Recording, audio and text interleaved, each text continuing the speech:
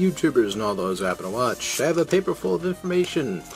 I got tagged as a beta response from Lukemorse1, which is one of the founding members of the founding things that are founding that of, or better words, he's just a really humble guy who is on YouTube, who does a lot of video gaming videos, and I have my headphones on. I totally forgot I had them on. I don't know why I have them on. There's no music playing. I usually have music playing when I'm watching videos and surfing around.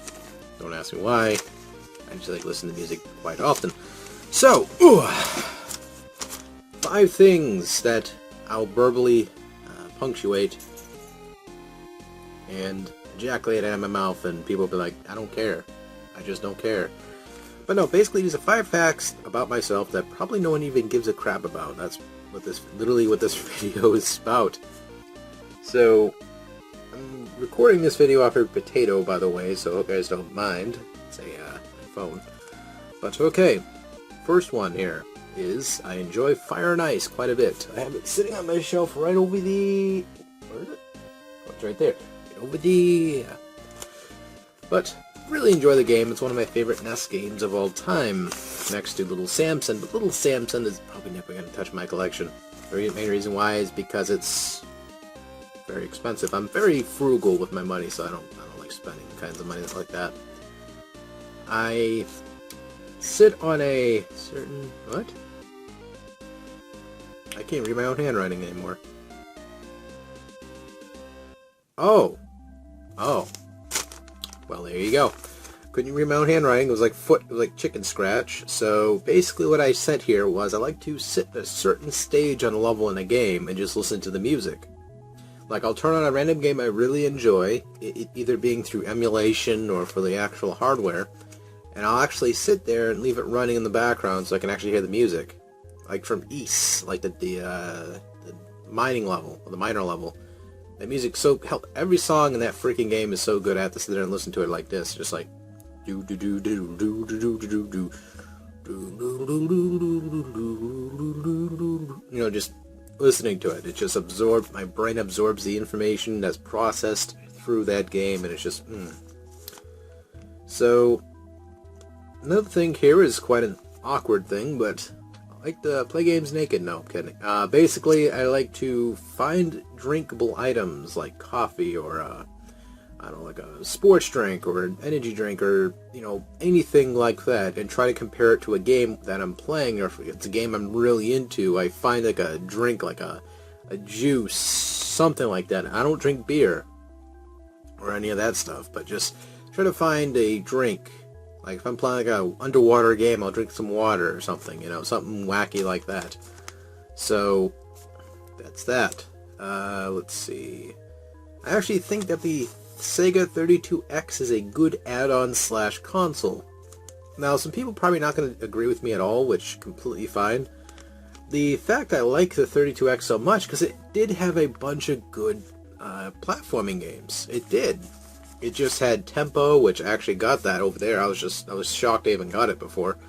Had that one, and the Star Wars game was actually pretty decent. And the list goes on, and it's just such a... It had so much potential. Sadly, it just did not ever get carried through 100%, so now we have to hunt for all the good games throughout the pile. Heck, it even had a good WWE Raw game, or WWF, I'm going to say F, Raw game, which is, it had Lukemorse1 in there and everything. It's worth a little bit of money, I guess, nowadays, but it's really not expensive. It's actually a pretty good fighting wrestling game. I call it fighting because it handles more like a fighting game / you know, anything else. Last but not least, I like to collect bootleg games. You're thinking to yourself, what? Well, hear me out.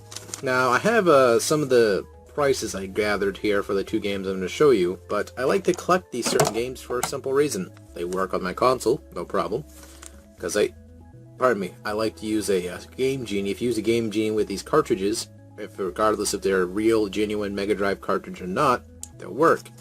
So, this game right here is supposedly worth, and this of course is Undead Line, this one right here is worth $180, right? And I have a bootleg version of it right here.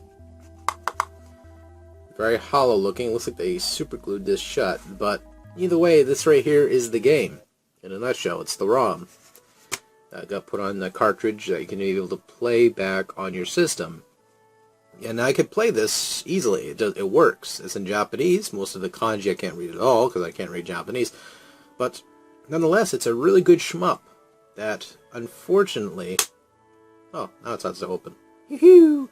Anyway, basically, long story short, it is really good, really hard, challenging, and again, it works on the system, just like a normal cartridge. Does it have a life expectancy of a normal cartridge? I don't know. That's the gamble of it all, but if I really want to play a game on the actual hardware, I have one of two choices. I can get myself one of those Mega Drives, or Ever Drives, excuse me, or I can just get a bootleg for probably 15 bucks, 16 bucks at most, and it looks similar to a Mega Drive cartridge, very similar.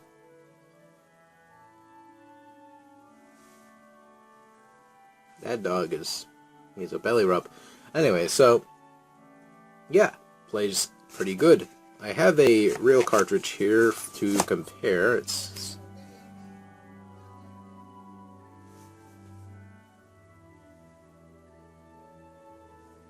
Anyway, so basically, next one right here is the Mega Drive, which it has on the side here, and it's Elise rather, which everyone knows this one as Musha in the States. It's actually pretty good. It's hard as hell. It's a very hard game. It's not easy. Some people are probably going to disagree with me. Oh man, that game, I breezed through it. You know, stuff like that.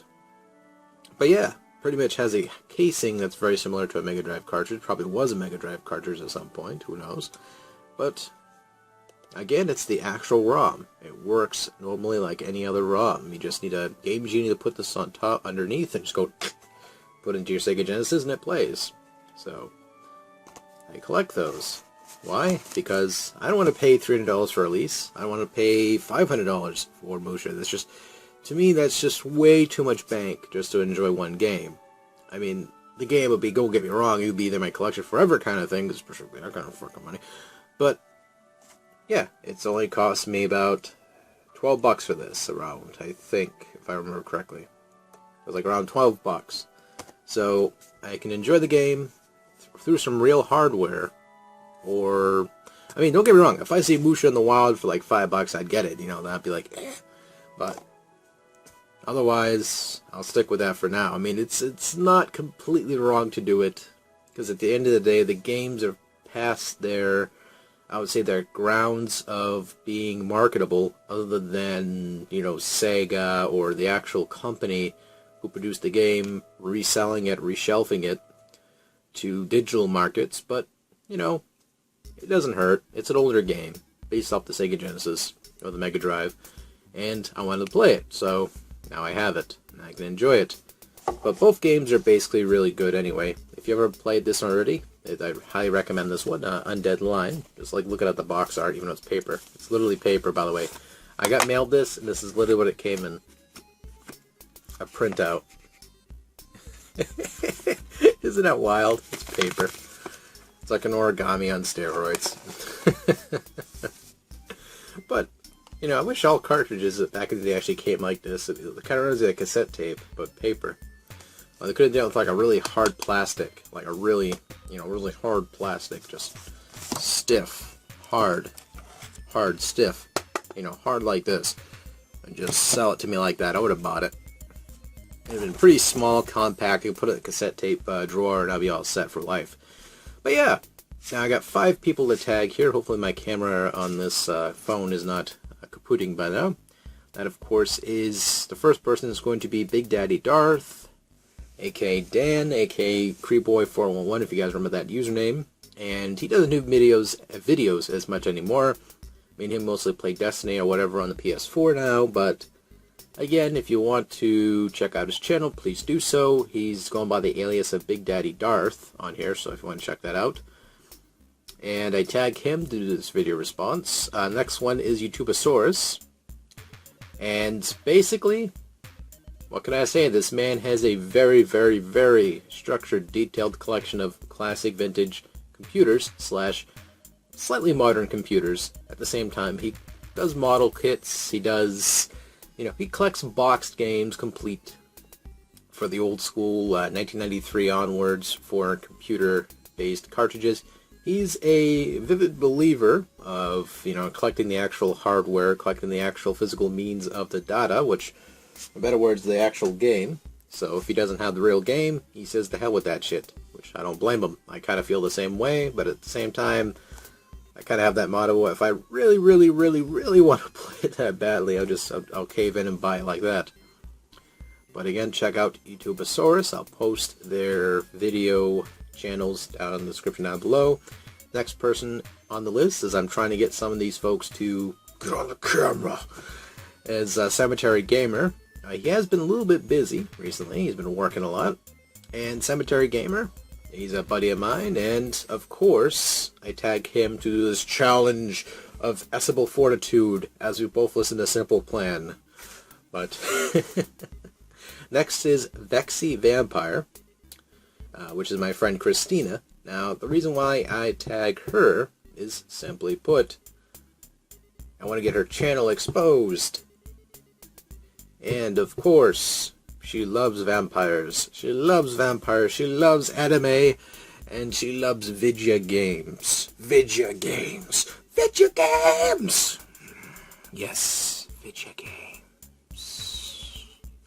Next, of course, is Heavy Metal Gamer Show. I tag him because Aaron, I think, needs a lot more exposure as well. He does good content. He does content daily.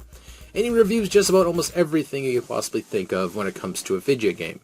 So he has an open mind towards that. He touches down on every single game possible, either being thriftily cheap or something a little bit on the flip side. But at the same time, he does a lot of digital-based games. He does a lot of physical-based games. He mixes it up so that way you can have yourself a structured review. But again, check out the Heavy Gamer Show, and also I challenge him to this 5 things gaming related that will make your head explode. Facts that, of course, involve information that will go through our eardrums and explode our brains, and our brains will be like, oh my god, the things and the things and the stuff and the things that make our brain explodes, and oh god, Jesus, oh Lord. But you get the point. 5 things. DanVanDam out. Oh.